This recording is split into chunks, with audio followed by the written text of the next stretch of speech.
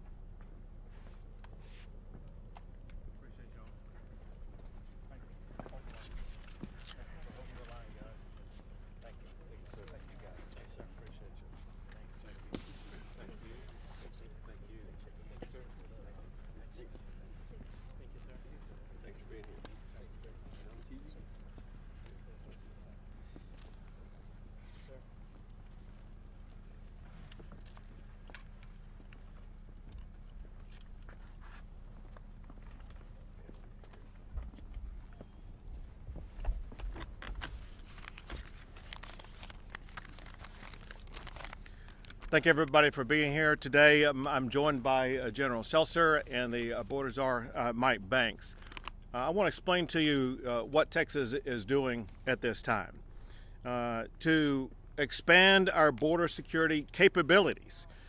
We are building a new Texas Military Department base camp that allows the Texas National Guard to increase and to improve operations in this area.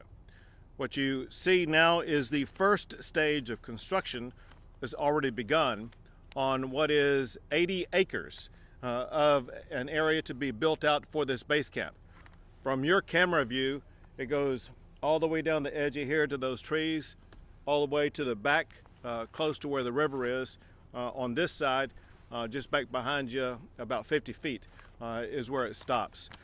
This will increase the ability for a larger number of Texas Military Department personnel in Eagle Pass to operate more effectively and more efficiently. It will house up to 1,800 soldiers with the ability to expand up to 2,300 if we have surge needs. It will include individual rooms for soldiers. It'll provide a large dining facility, recreation, computers, things like Wi-Fi.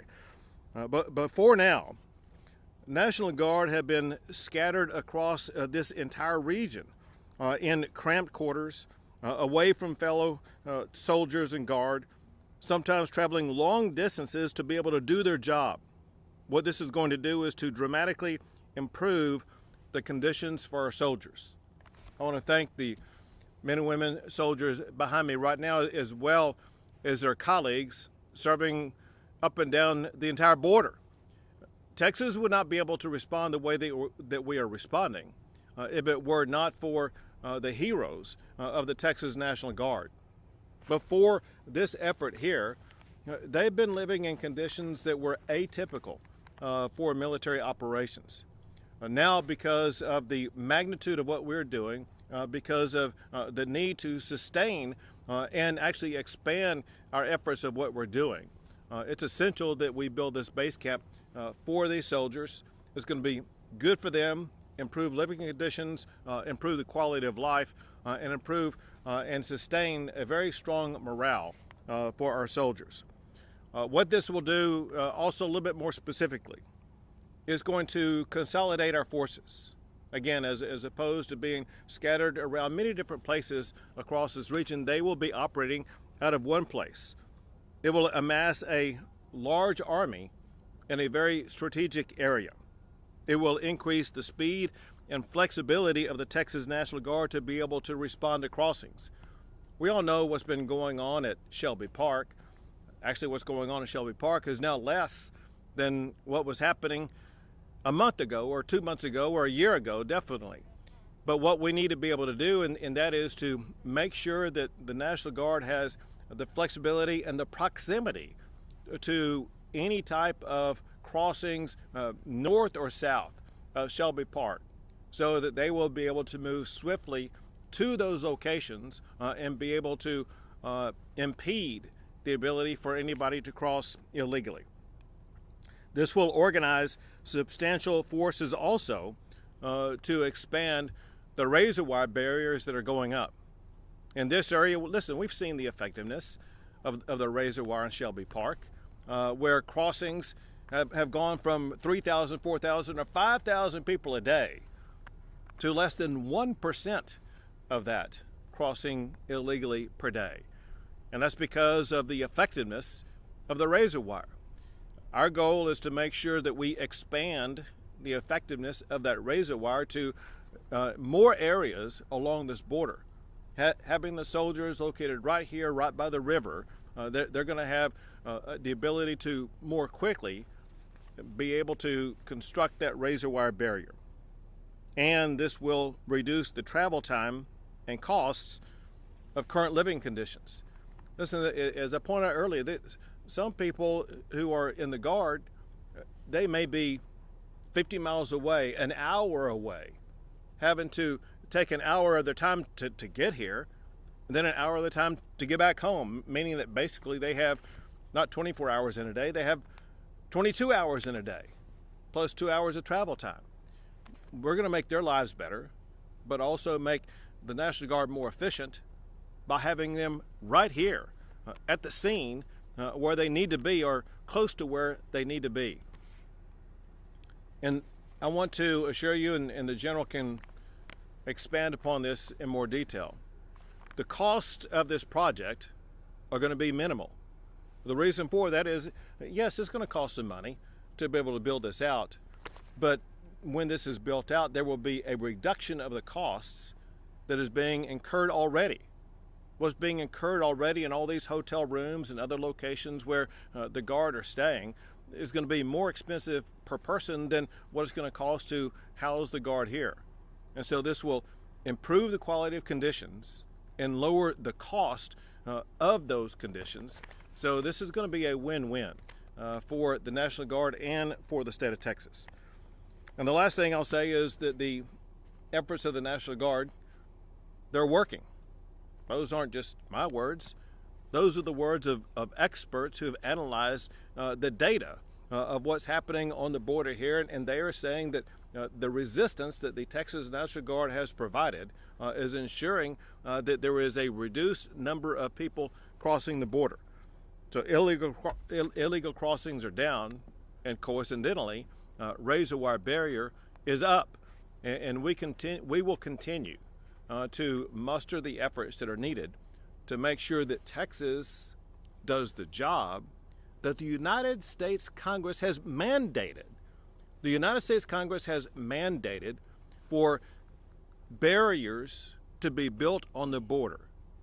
Biden is not building those barriers. Texas, however, is doing the job that Congress has mandated in law.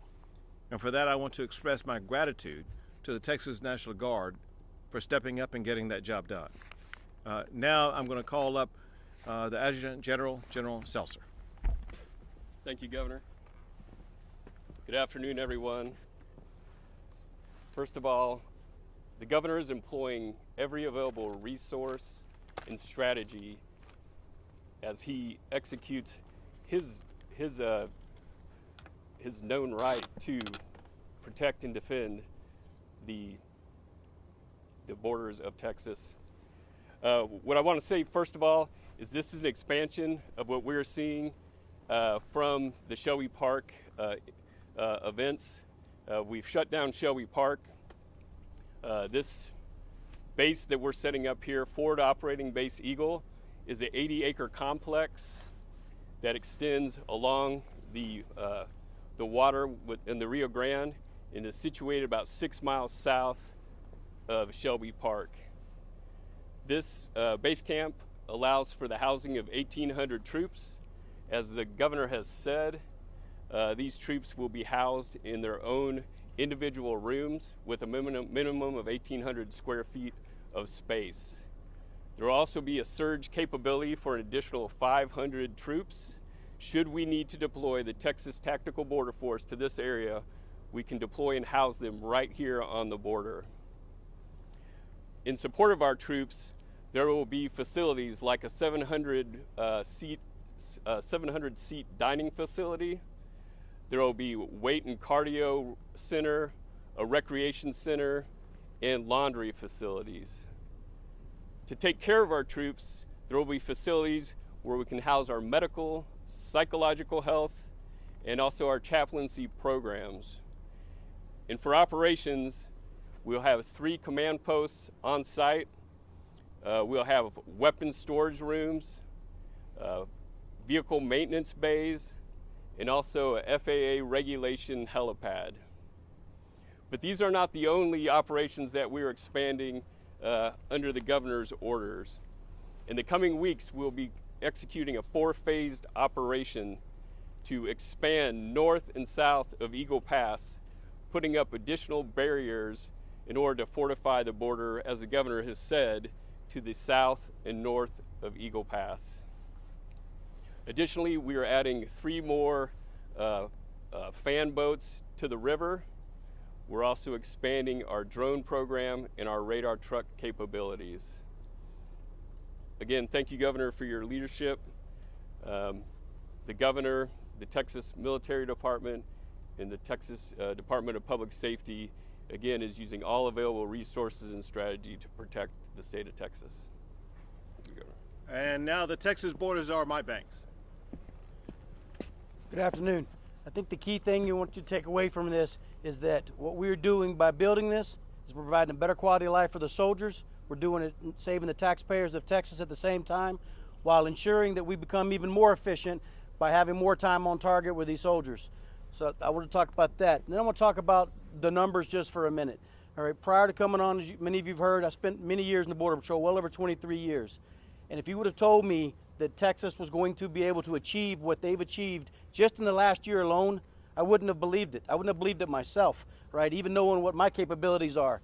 But the very fact that you look at one sector in Tucson, Arizona, and every day for the last month and a half, that sector has out-apprehended and had more crossings than the entire state of Texas, right? If you look at 3,000 to 5,000, there was a single day when there was over 6,000 people that came through that border right there in Eagle Pass. And to see those numbers decrease the way they have, at the significant number they have, to where we've gone to 1% of what was crossing a month and a half, 2 months ago, I think it's phenomenal. It's a testament of what these soldiers are doing, what DPS is doing, and achieving what the governor has set out for us to achieve.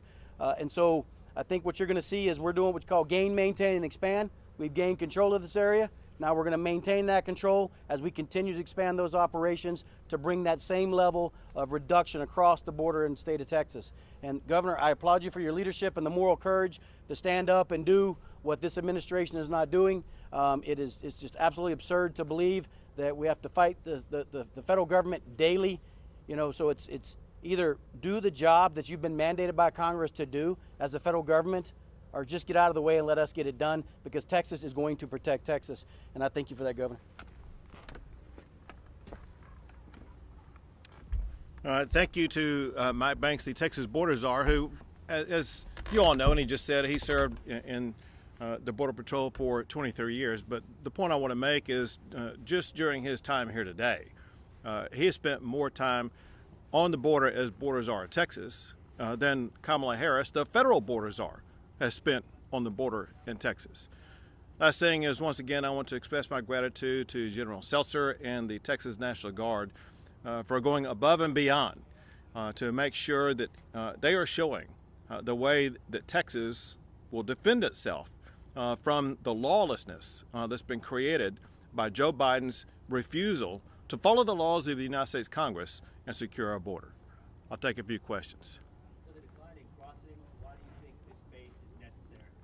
Listen, we have been successful in reducing crossings in Shelby Park. One thing that we know is the cartels and the migrants will explore areas both north and south of that park. If we don't maintain and expand our defense, those migrants and the cartels will exploit those openings. We want to ensure that we deny the exploitation of those openings. Second is, as we all know, come springtime, there's going to be additional caravans that are making their way through the southern and central part of Mexico, deciding where they are going to be going. We want to make sure that when they come to the crossroad about are they going to go to Texas, or are they going to go elsewhere, they will know the wrong place to go is the state of Texas. What if the razor wire for the decline? You don't think Secretary of State Anthony Blinken's meeting with Mexico had anything to do with that? Of course not, because as everyone knows, it's not Mexico who controls the border. It's the cartels who control the border. The cartels operate completely independently, and they'll do whatever they want to do. If they want to cross, they'll cross, regardless of what the leadership in Mexico says. And because the cartels have realized they're having a harder time making money, facing the resistance in Texas, when there are gaping openings in Arizona, New Mexico, as well as California. And so, as is typical of almost any human being, if there's an easier way to get the same thing done, they're going to choose the path of least resistance. The cartels are choosing the path of least resistance. Governor, when it comes to Mexico, when you go to Mexico, I was in Mexico the 2 last weeks, there are checkpoints all over right now, and if they see any migrants without papers, they just send them going, they deport them to the border of Guatemala. So if you go to Piedras Negras, you don't see many migrants anymore because they would be deported. And at the same time, the water level, the flow of water in the Rio Grande is 10 times as high as it was in December. So it's not possible to boil through anymore, and it's not even possible to swim through anymore. So is it in reality, your barbed wires and your troops that deter the migrants from coming, or is it rather, the Mexican, change of policy and the very high water level in the Rio Grande? So you said something that's just totally false. What you said is that the only people who are allowed to be coming through Mexico to cross the border illegally are those with papers. There's no one crossing the water with papers that allow them to get in here. That's just completely false. Also, with regard to the water level, listen, in the Eagle Pass area, the water level almost always, especially in Shelby Park, is deep enough that you're always going to have to swim to get across the river there. In times before, when people had to swim across that area, again, you would have 3,000, 4,000, 5,000 people crossing there until Shelby Park was wired up. And again, I can just repeat myself, and that is decisions are being made to cross in states other than Texas because Texas has fortified a barrier that discourages crossing in this area. Governor, we've heard that Eagle Pass, and specifically the crossings in Eagle Pass, have gone down from the record number that we saw at the end of last year.